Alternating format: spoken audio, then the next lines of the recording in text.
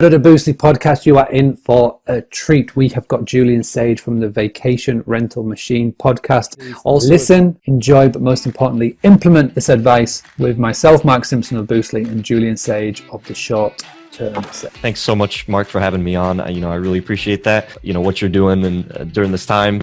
I think this is a wake-up call for everybody. So rental arbitrage, for anybody in the UK who is watching this or in Europe thinking, what is that? That's basically the serviced accommodation model, the rent-to-rent sort of model that you hear us talking about so much. The co-host and things like that, that's basically where you manage properties. How have you noticed it for hosts around the US in particular? Like, how is it affecting the hospitality and the rental world?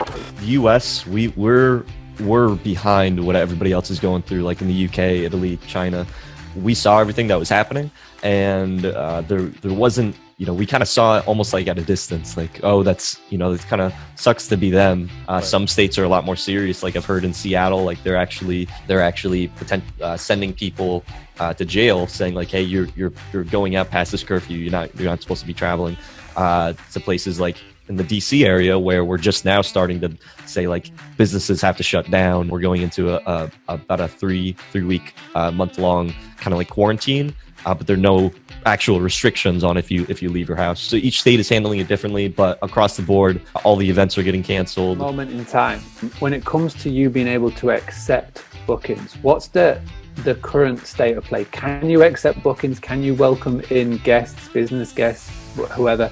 Is that allowed where you are right now, or is it changing day by day, state by state? It really is changing, day by day, state by state, and that's one of the big things. If you were just listing on Airbnb, even some locations, like I just talked with a host in the St. Petersburg, Florida area, where she had to quickly change her whole model to doing long-term stays.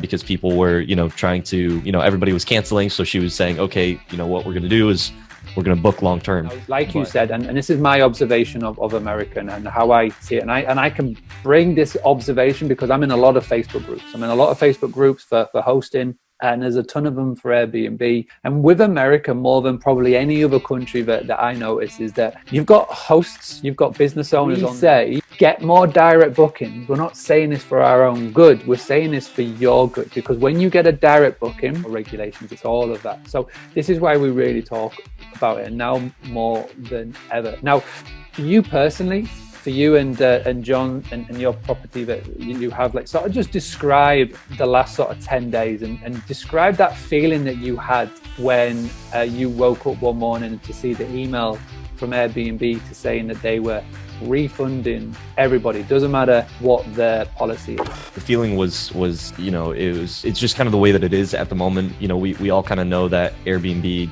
it's going to be hard for Airbnb to be able to give a priority over guests or hosts. I believe the way that Airbnb sees it is that because the majority is coming through Airbnb. What I see, so many more people now, particularly in the US, but all over the world, are going to really invest their time over these next couple of months while there is so much uncertainty, and whilst we can't take bookings or can't take as many bookings as we like, to look at PMSs, look at property management software, looking at channel managers, looking at becoming multi-channel businesses, not just relying on